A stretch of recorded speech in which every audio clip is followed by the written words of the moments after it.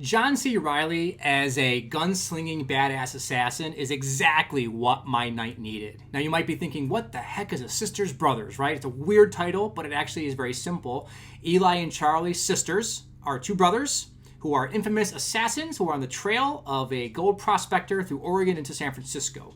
Now, Charlie and Eli's sisters are played by Joaquin Phoenix and John C. Reilly. It also stars Jake Gyllenhaal and Riz Ahmed.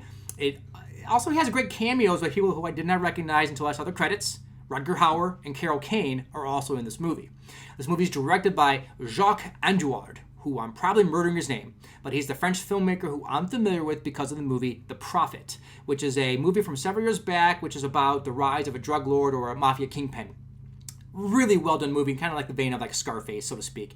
But The Sisters Brothers is a bona fide Western. It's being labeled as a Western comedy, and that is not accurate at all. Now, this movie is very funny from time to time, but it does not make it a comedy. The most serious of all movies can have comedic moments, does not make it a comedy, right? You need some comedy in every movie, so it has a little bit of a lightheartedness or takes the edge off from the seriousness of a movie, right? So this movie is a bona fide Western.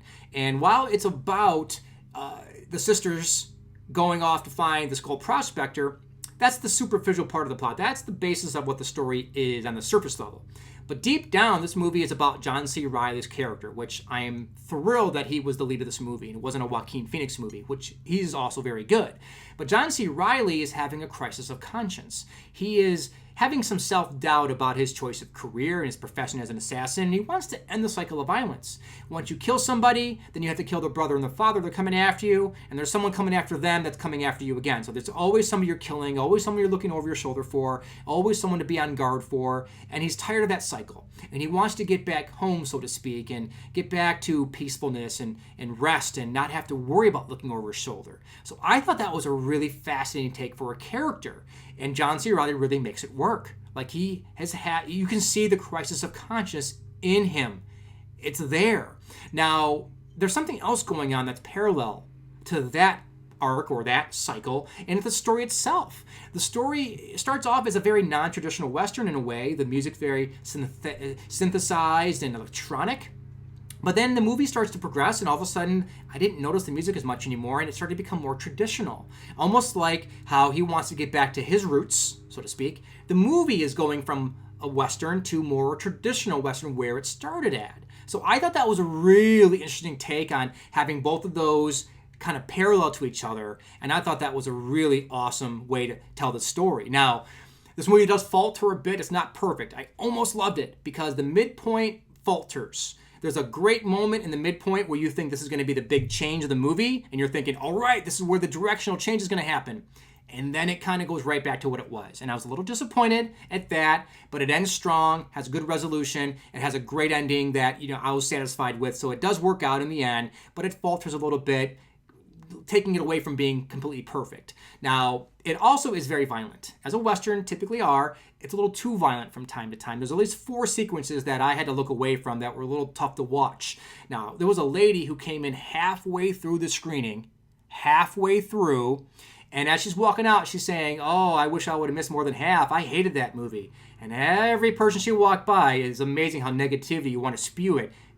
Every person she talked to, I hated this movie. I hated this movie. I hated this movie. Well, I personally almost loved it. And I really, really enjoyed it. Again, I say almost loved because it near perfect, right? But I really enjoyed this movie.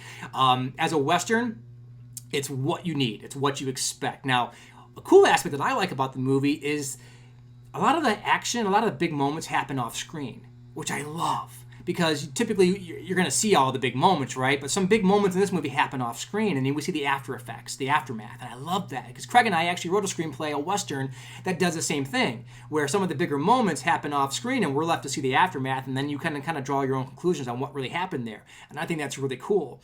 Now, another cool part about the movie was, while the music was very synthesized at first, the first scene of the movie blew me away. It's pitch black. You see a kind of a silhouette of maybe a cabin. You hear voices, then you hear and see gunfire, and all you see is the muzzle flashes going off throughout the screen. It's a big wide shot. And I was like, this is going to be a really interesting movie. And the next several sequences kind of sold me on what we were going through, and then it metamorphoses and transforms into something else towards the end, and kind of comes full circle with that cycle, right? Really, really well done storytelling. Again, a little violent, really good movie, great acting. The brother aspect between John C. Reilly and Joaquin Phoenix is special. You're convinced that they are brothers, and between the teasing and the fact that they joke with each other and the fact that they're always there for each other, all those things happen within the brotherhood, and it really is convincing. So, really, really good movie. I hope you go see it. Thanks for listening to Jay of the Jaycraig. I'm Jay of the Jaycraig podcast, and this is Movies Over Coffee.